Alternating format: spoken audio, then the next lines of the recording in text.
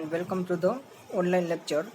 Theorem 4 is statement is if S is non-empty subset of vector space V, then span of S is subspace of V.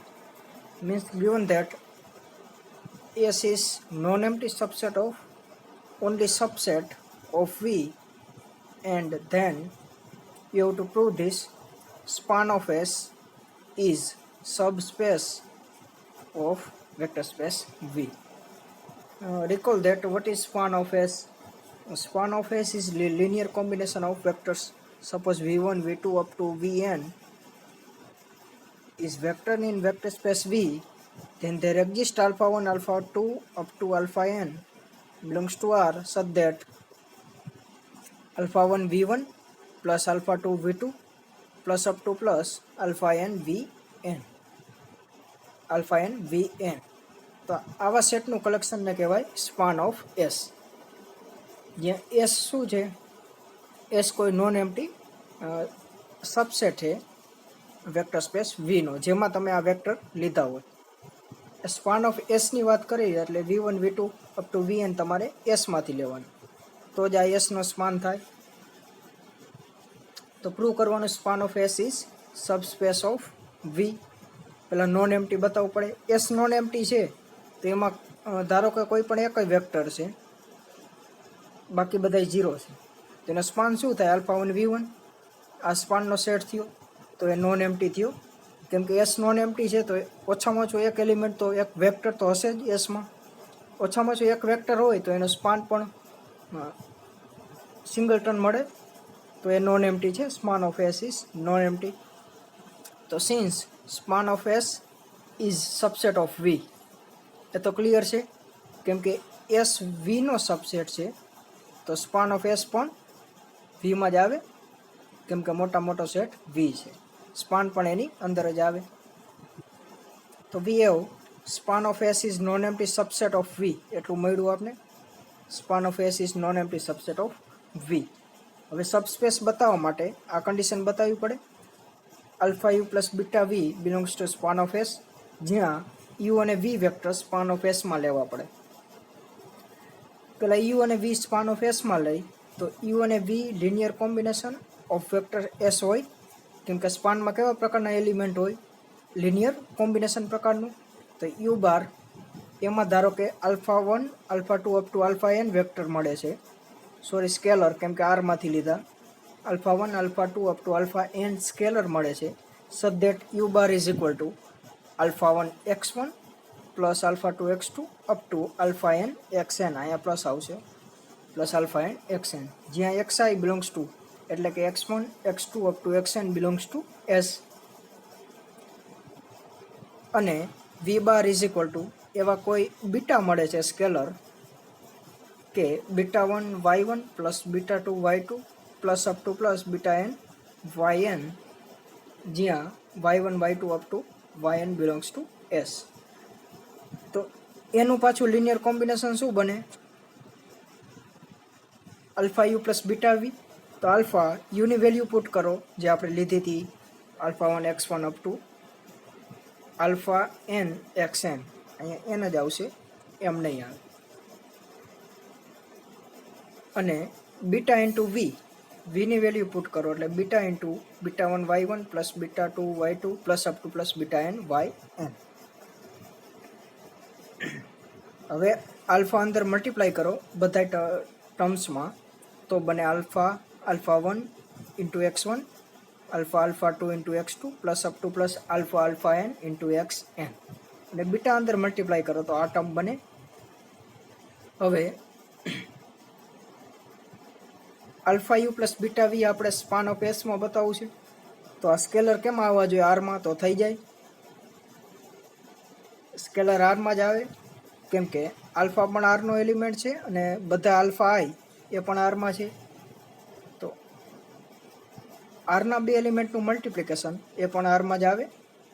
આરની બહાર તો કંઈ જાય ને, real line R. તો આ બધાય સ્કેલર આરમાં આવશે. એટલા માટે સ્પાન ઓફ એસ એટલે કે alpha you plus beta V એ એસમાં જ આવશે, આ linear combination. Therefore span of S is subspace of V. And then our next definition is sum of subspaces and direct sum. એટલે સબસ્પેસનો સમ કઈ રીતે કરવો એ અને ડાયરેક્ટ સમ કઈ રીતે ડિફાઇન કરી એ જ હોય. તો W1 અને W2 બે સબસ્પેસ હોય. W1 અને W2 બે સેમ વેક્ટર સ્પેસની સબસ્પેસ હોય વેક્ટર સ્પેસ Vની. Then vector set small w1 plus small w2 such that w1 belongs to w1 and w2 belongs to w2. એટલે કે પહેલો એલિમેન્ટ w1 માંથી લીધો પહેલી સબસ્પેસ અને બીજો એલિમેન્ટ બીજી સબસ્પેસમાંથી લીધો તો એને કહેવાય sum of two vector subspace is called sum of subspaces w1 and w2 and it is denoted as જે રીતે સમ નિશાની સરવાળો કરી છે એ જ રીતે w1 plus w2.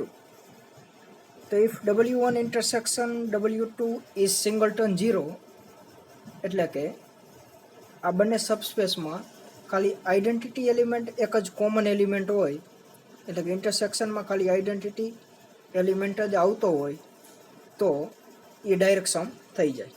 કઈ રીતે? તો then the sum of subspaces w1 and w2 is called direct sum and it is denoted as w1 ring sum અને વચ્ચે ring sum RINGSUM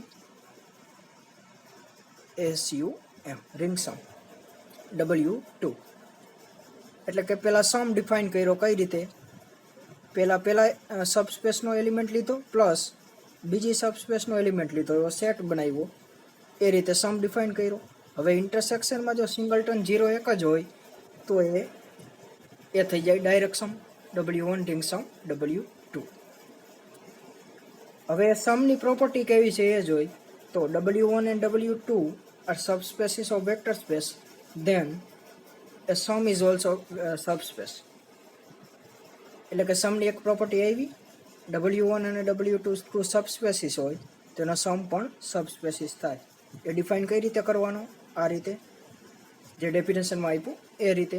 તો સબસ્પેસીસ બતાવવા માટે શું બતાવવું પડે? બે એલિમેન્ટ લ્યો એના સમમાં અને બે સ્કેલર લ્યો તો alpha you plus beta V એ સમમાં મળતું હોય તો એ સબસ્પેસીસ થઈ જાય. તો બે એલિમેન્ટ યુ અને વી લીધા અને સ્કેલર લીધા આલ્ફા બીટા. હવે એનું લિનિયર કોમ્બિનેશન એમાં આવવું જોઈએ. તો alpha you plus beta V belongs to w1 plus w2. હવે u v belongs to w1 plus w2 છે તો આપણે એવા w1 અને w1 ડેશ મળે w1માં કેમ કે સમમાં આપણે લીધા છે વી અને યુ અને વી. તો સમ કઈ રીતે ડિફાઇન કર્યો હતો એ મુજબ w1 and w1 dash belongs to w1 and w2 and w2 dash belongs to w2 such that A u લીધો એ કેના બરાબર થાય w1 પ્લસ w2 એટલે પહેલા element plus second element w1 dash plus w2 એ v બરાબર થશે કેમ કે આપણે બે એલિમેન્ટ લીધા હતા. હવે એનું લિનિયર કોમ્બિનેશનમાં એ વેલ્યુ પુટ કરી એટલે કે alpha you plus beta V is equal to alpha as it is યુની જગ્યાએ w1 પ્લસ w2 પુટ કરી પ્લસ બીટા વીની જગ્યાએ w1 dash plus w2 dash put કરી. તો શું બને? આલ્ફા અંદર મલ્ટીપ્લાય કરો તો alpha w1 plus alpha w2 એટલે કે અહીંયા ડેશ નહીં આવે w2 જ આવશે alpha w2 plus beta w1 dash જે અહીંયા છે અને બીટા w2 ડેશ જે અહીંયા છે એટલે અહીંયા આલ્ફા w2 જ આવશે. એ મિસ્ટેક છે એટલે અહીંયા ડેશ નહીં આવે. But since w1 and w2 એ સબસ્પેસના એલિમેન્ટ છે w1 અને w2 સબસ્પેસી છે આ સ્મોલ નહીં આવે કેપિટલ આવશે w1 and w2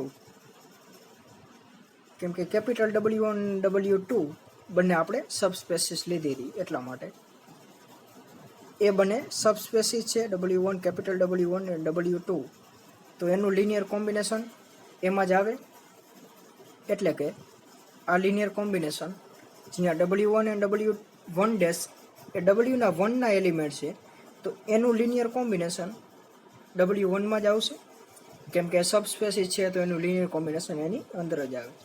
similarly W2 અને W2 ડેશ એ W2ના એલિમેન્ટ છે, તો એનું લિનિયર કોમ્બિનેશન એ પણ W2 માં આવે.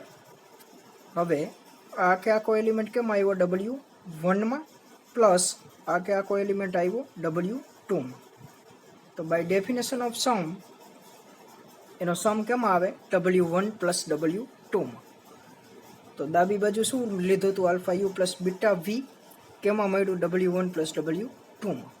તો W1 plus W2 is subspaces of vector space V. તો નેક્સ્ટ થિયરમ વિધાઉટ પ્રૂફ જોવાનો છે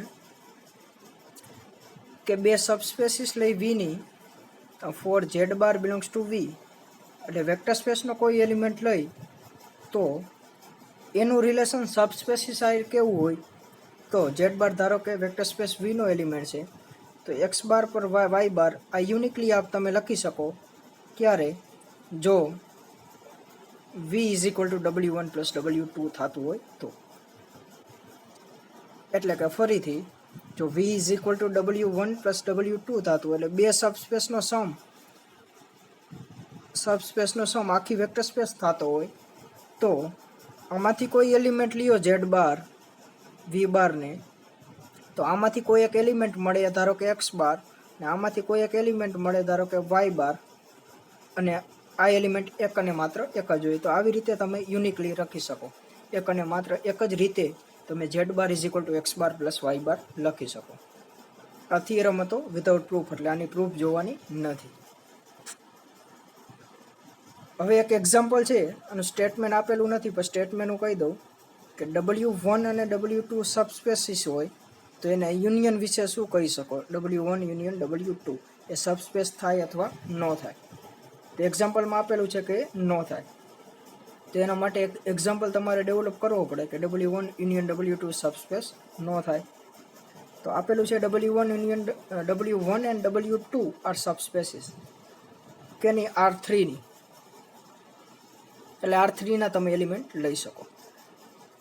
R3 વેક્ટર સ્પેસ છે અને સબસ્પેસ આપેલા છે W1 and W2 B2 subspaces whose element are, element લીધા આવા પ્રકારના A00 જે R3 માં જ આવે, where A belongs to R and B belongs to R. બીજો એલિમેન્ટ લીધો 0B0, આ બે એલિમેન્ટ લીધા, જેમાં પહેલો એલિમેન્ટ લીધો W1 માંથી અને બીજો એલિમેન્ટ લીધો W2 માંથી. એટલે કે U બાર નામ આપ્યું પહેલા એલિમેન્ટને અને V બાર નામ આપ્યું બીજા એલિમેન્ટને. તો એનું લિનિયર કોમ્બિનેશન શું થાય, AU પ્લસ BV અથવા alpha you plus beta V પણ લખી શકો. તો ફોર સિમ્પ્લિસિટી A અને B લીધા સ્કેલર તરીકે, તો અંદર મલ્ટીપ્લાય કરો A ને, તો AA1 પ્લસ 0 પ્લસ 0 એટલે AA1 0 પ્લસ અહીંયા B મલ્ટીપ્લાય કરો તો 0 B B1 અને 0. હવે આ બંનેનો સમ કરો એટલે શું મળશે, AA1 BB1 0. જે આમાં બધા કેવા પ્રકારના એલિમેન્ટ છે W1ના, A00 પ્રકારના, તો આવા પ્રકારનો એલિમેન્ટ W1 માં ન આવે. અને W2 માં કેવા પ્રકારના એલિમેન્ટ છે 0B0 પ્રકારના, તો આવા પ્રકારનો એલિમેન્ટ પણ W2 માં ન આવે, કેમ કે ફરીથી આવા પ્રકારનો એલિમેન્ટ W1 માં ન આવે કેમ કે BB1 0 નથી. એ 0 હોય તો એમાં આવી જાય, પણ BB1 0 નથી, ગમે તે વેલ્યુ લઈ શકો B1 ની જગ્યાએ. અને સિમિલરલી AA1 0 નથી, એટલા માટે આ W2 માં ન આવશે, કેમ કે W2 માં 0B0 પ્રકારના છે. AA1 0 હોત તો એમાં W2 માં આવી જાત. એટલા માટે આ W1 માં નથી આ એલિમેન્ટ, સેમ એલિમેન્ટ, અને W2 માં પણ નથી. તો યુનિયનમાં પણ ન આવે, કેમ કે યુનિયનમાં કેવા એલિમેન્ટ આવે, જે બંનેમાં હોય એવા, બંનેમાં ટોટલ એલિમેન્ટ W1 ના એલિમેન્ટ અને W2 ના એલિમેન્ટ. W1 માં પણ નથી અને W2 માં પણ નથી, એટલે W1 યુનિયન W2 માં પણ નહીં આવે. તો linear combination W1 one union W2 માં ન આવે, કેમ કે લિનિયર કોમ્બિનેશન બરાબર શું મળ્યું? તો આ એલિમેન્ટ જ મળ્યો હતો. એટલા માટે W1 union W2 is not a subspace of R3. So thanks for watching.